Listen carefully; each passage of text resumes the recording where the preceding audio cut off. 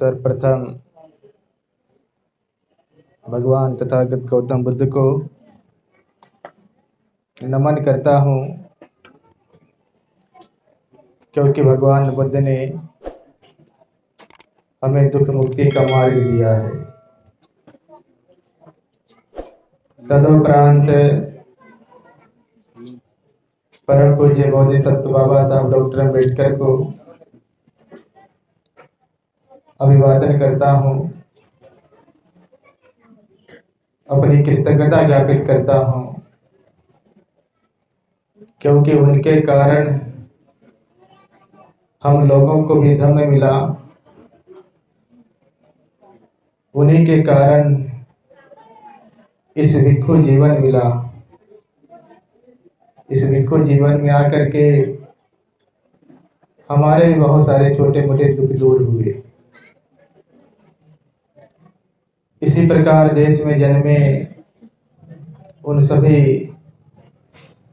संतों, गुरुओं, महापुरुषों को भी स्मरण करता हूँ, जिन्होंने समता मूलक समाज की स्थापना में अपना योगदान दिया है। इस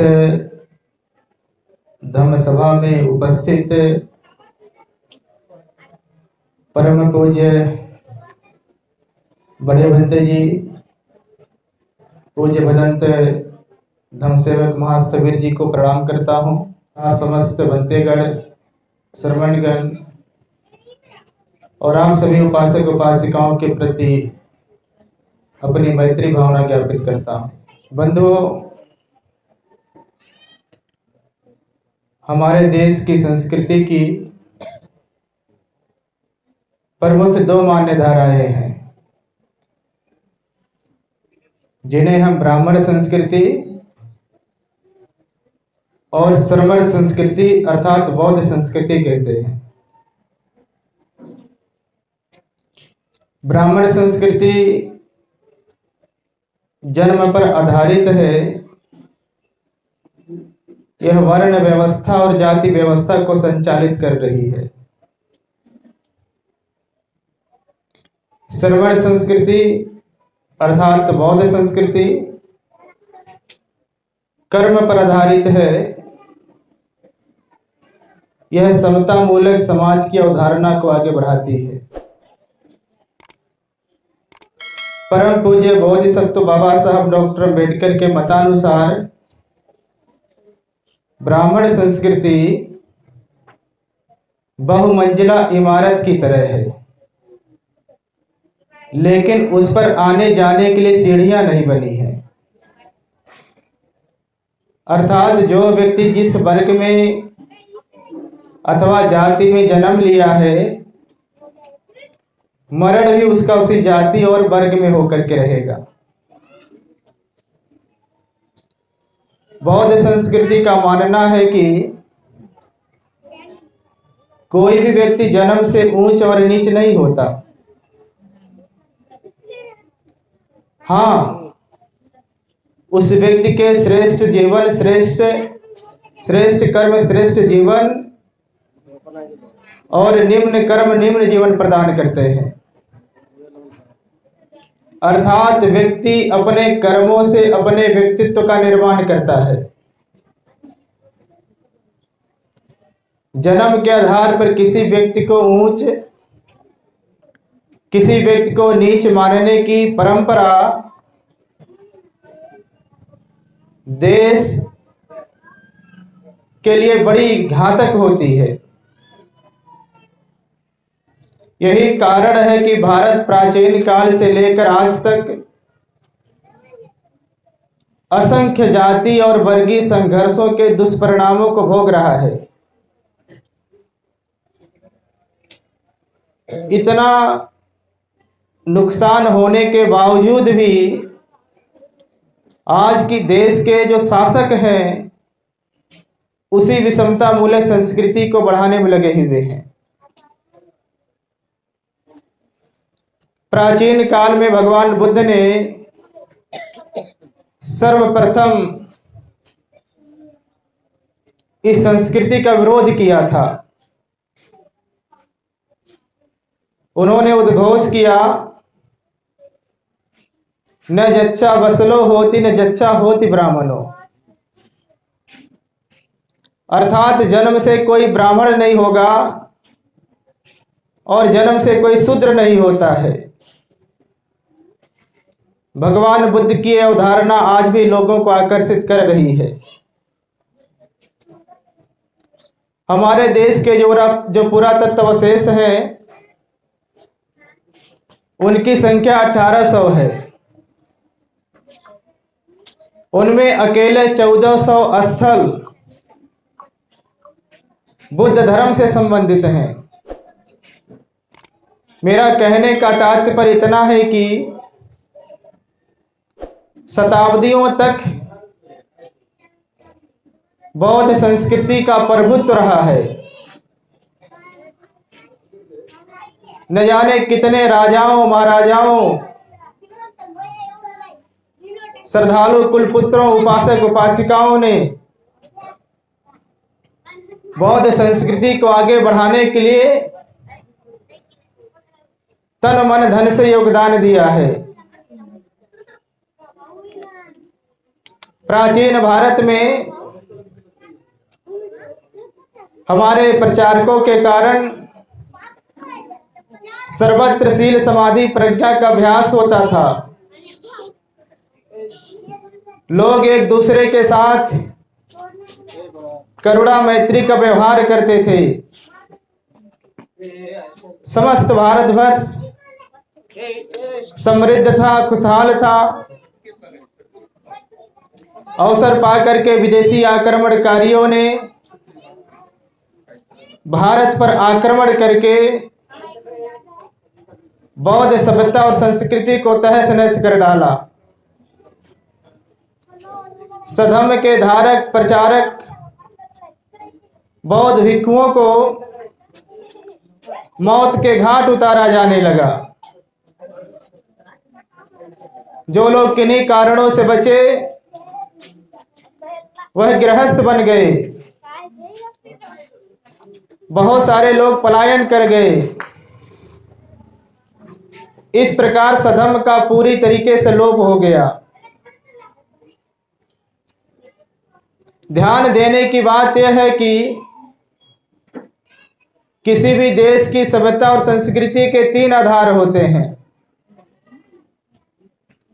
पहला कला और स्थापत्य, दूसरा शिक्षा और साहित्य, तीसरा दर्शन और साधना। अगर इन आधारों पे बात करें तो बौद्ध संस्कृति देश की सर्वोत्तम संस्कृति है। संसार में 3 सबसे सुंदर प्रतिमाएं हैं। वह तीनों सुंदर प्रतिमाएं भारतवर्ष में हैं। पहली सारनाथ के संग्रहालय में है, दूसरी मथुरा के संग्रहालय में है, तीसरी प्रतिमा राष्ट्रपति भवन को सुशोभित कर रही है। आपको जानकर के प्रसन्नता होगी, आश्चर्य होगा कि ये तीनों सुंदरतम प्रतिमाएं भगवान बुद्ध की हैं। वहीं यदि हम स्थापत्य की बात करें तो लुम्बिनी, बुद्ध गया, सारनाथ, कुशीनगर, नालंदा, तक्षशिला, विक्रमशिला, उदंतपुरी आदि स्थानों पर विद्यमान पुरातत्व अवशेष समृद्ध बौद्ध कला और स्थापत्य के साक्षी हैं। साथ ही साथ हमारे देश की अमूल्य पुरानिधि भी है। ऐसे यदि हम शिक्षा की बात करें तो हमारे देश के सभी बुद्ध विहार शिक्षा के महान केंद्र थे। बिहारों में सामान्य शिक्षा और महाविहारों में उच्च शिक्षा प्रदान की जाती थी। अगर हम साहित्य की बात करें तो बौद्ध साहित्य का भी स्थान सर्वोपरि है। अभी पूज्य भंते इंद्रवंश जी को मैं सुन रहा था पूज्य भंते इंद्रवंश जी बता रहे थे, दुनिया के सारे धर्म ग्रंथ तराजू के एक पर लेप किए जाएं और भगवान बुद्ध का वचन, बुद्धवाणी त्रिपिटक, अगर उसे एक तराजू के दूसरे पर लेपे कर दिया जाए तो भगवान बुद्ध की वाणी उसे वजन हो जाएगी, भारी हो जाएगी। ऐसे ही यदि हम दर्शन की बात करें तो जितनी ऊंचाई पर बौद्ध दर्शन पहुंचा है, भारत का कोई भी दर्शन उतनी ऊंचाई पर नहीं पहुंचा। यदि आज कहा जाए भारत का कोई एक धर्म बताओ जो विश्व धर्म बना है, तो उसका क्या उत्तर हो सकता है? उसका उत्तर यह हो सकता है कि बुद्ध धर्म है। यदि ऐसे ही कहा जाए भारत का एक धर्म गुरु बताओ जो विश्व गुरु बना है, जगत गुरु बना है, वो कौन है? तो इसका भी एक सामान्य उत्तर है, भगवान बुद्ध हैं। हालांकि आज हमारे देश में बहुत सारे जगत गुरु हैं, लेकिन समस्या बहुत बड़ी है, उनको पड़ोसी गांव वाले भी नहीं जानते हैं। और किसी के बारे में अगर पता चलता है तो तब पता चलता है जब उन जगत गुरुओं के काले कारनामे हमारे बीच में आते हैं। हालांकि मुझे किसी से कोई शिकायत नहीं रहती है, किसी से कोई दुर्भावना भी नहीं रहता है, लेकिन जो बात सच है उसे कहता हूं। ईसा मसीह का जन्म भारत में नहीं हुआ है, हजरत मोहम्मद का भी जन्म भारत में नहीं हुआ है, और बाबा साहब डॉक्टर अंबेडकर की यदि बात माने तो आर्य भी भारत के नहीं रहने वाले हैं, आर्य भी विदेशी हैं। ब्राह्मण धर्म अर्थात हिंदू धर्म भी विदेशी है। जब इनके जीवन से संबंधित कोई पर्व उत्सव आता है तो भारत और की राज्य सरकारें और भारत सरकार उसे बड़े धूमधाम से मनाती है, उसके प्रचार प्रसार में अपना बहुत बड़ा योगदान देती है। लेकिन जिस महापुरुष ने भारत में जन्म लिया, जिस महापुरुष ने भारत में सम्यक संबोधि की प्राप्ति की, जिस महापुरुष ने भारत में धम्म चक्र चलाया और जिस महापुरुष ने इसी भारत वसुंधरा पर अपना महापरिनिर्वाण प्राप्त किया,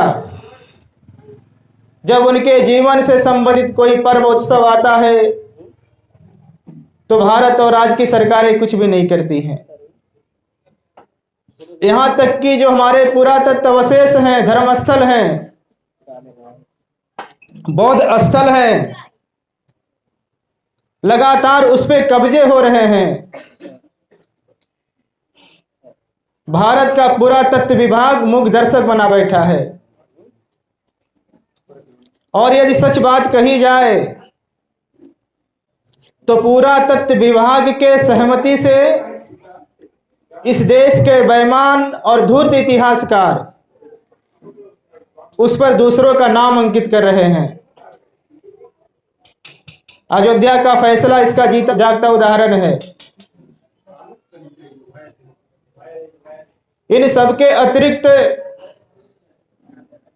भगवान बुद्ध ने, उनके धर्म ने इस देश की सामाजिक व्यवस्था को बदलने में बहुत बड़ा योगदान दिया है। यहां मैं देख रहा हूं सब महिलाएं बैठी, बहुत सारी महिलाएं बैठी हैं। भगवान बुद्ध ने 4 संगठन बनाया, संघ बनाया। महिलाओं को बहुत हीन दृष्टि से देखा जाता था, बहुत निम्न दृष्टि से देखा जाता था। भगवान बुद्ध ने महिलाओं में स्वाभिमान की भावना पैदा की है। एक दो उदाहरण बता करके अपनी बात आगे बढ़ाऊंगा। एक उदाहरण है भगवान बुद्ध ने महिलाओं को कैसे उनके अंदर स्वाभिमान पैदा किया है। आप लोग आम्रपाली का नाम सुने होंगे, सब लोग जानते हैं। आम्रपाली नगर वधू है। नगर वधू को आज की भाषा में वेश्या कहा जाता है। आम्रपाली को जब पता चला भगवान बुद्ध वैशाली में है, उनके आम्रवन में है, आम्रपाली भगवान बुद्ध से मिलने गई। उन्होंने भगवान बुद्ध को भोजन के लिए आमंत्रित किया। भगवान बुद्ध ने आम्रपाली का भोजन स्वीकार कर लिया। आम्रपाली वापस घर जा रही थी। रास्ते में लिच्छवी राजकुमार मिले। दोनों का रथ आमने सामने आ गया। लिच्छवी राजकुमारों ने कहा कि आम्रपाली अपना रथ किनारे करो। आम्रपाली ने कहा कि नहीं राजकुमारों, आज मेरा रथ किनारे नहीं जाएगा, तुम किनारे से चले जाओ। राजकुमार कहते कितना अभिमान के साथ कैसे बात कर रही हो। आम्रपाली कहती कि मैं भगवान बुद्ध को आमंत्रित करके आ रही हूं, कल भगवान हमारे यहाँ भोजन के लिए पधारेंगे। लिच्छवी कहते हैं आम्रपाली कल भगवान को भोजन हमें कराने दो। आम्रपाली कहती नहीं, कल भगवान हमारे यहाँ आएंगे। लिच्छवी राजकुमार कहते कि आम्रपाली भगवान को हमें भोजन कराने दो, बदले में हम लोग 1,00,000 स्वर्ण मुद्रा देंगे। आम्रपाली कहती नहीं राजकुमारों, भगवान बुद्ध को भोजन कराने के बदले में 1,00,000 स्वर्ण मुद्रा क्या, यदि आज सारा वैशाली भी दे दो तो भी हाथ से अवसर नहीं जाने दूंगी। आप सोचिए कि स्वाभिमान की भावना किसने जगाई आम्रपाली में। एक अन्य उदाहरण के माध्यम से समझें। भगवान श्रावस्ती में है। महाराजा प्रसेनजीत भगवान बुद्ध का दर्शन करने आए हैं। थोड़ी देर के बाद उन्हें सूचना प्राप्त होती है महारानी ने बेटी को जन्म दिया है। जब महाराजा बिंबिसार सुनते हैं महारानी ने बेटी को जन्म दिया है, वो बहुत दुखी हो जाते हैं। भगवान के सामने सर झुका करके बैठे हैं। भगवान का प्रसेनजीत पे ध्यान गया। भगवान ने कहा कि महाराज आप सर झुका कर क्यों बैठे हो। प्रसेनजीत कहते हैं कि भगवान, महारानी ने बेटी को जन्म दिया है। भगवान प्रसेनजीत को फटकारते हैं। कहते हैं प्रसेनजीत, ये बेटियां ही आगे चल करके सुयोग बेटों को जन्म देती हैं। ये बेटियां ही आगे चल करके तुम जैसे राजाओं महाराजाओं को जन्म देती हैं। और महाराज, ये बेटियां ही आगे चल करके हम जैसे बुद्धों को भी जन्म देती हैं। इसलिए बेटियां बेटों से अच्छी होती हैं। भगवान बुद्ध के न जाने ऐसे कितने उदाहरण पाली त्रिपिटक में भरे पड़े हैं। एक ग्रंथ ही है थेरी गाथा। थेरी गाथा में थेरियों के उदान हैं, उनके प्रसन्नता के शब्द हैं। उसको पढ़ने के बाद बहुत सारे लोगों का मन बदल जाता है। बहुत सारे लोगों को जीने का आसरा मिल जाता है। तो भगवान बुद्ध का इस धरती पर, इस देश के लिए, इस संसार के लिए बहुत बड़ा योगदान है। ये बहुत बड़ा दुर्भाग्य कहिए इस देश का कि इस देश ने भगवान बुद्ध की शिक्षा को भूल गया। और जब से यह देश भगवान बुद्ध की शिक्षा को भूला है, तब से यह देश ऊपर नहीं उठ पाया। परम पूज्य बोधिसत्व बाबा साहब डॉक्टर अम्बेडकर के प्रयास से, उनके प्रभाव से, जैसे जैसे इस देश में भगवान बुद्ध का धर्म बढ़ रहा है, जैसे जैसे बौद्ध बन रहे हैं, लोग बुद्ध के धर्म का अभ्यास कर रहे हैं,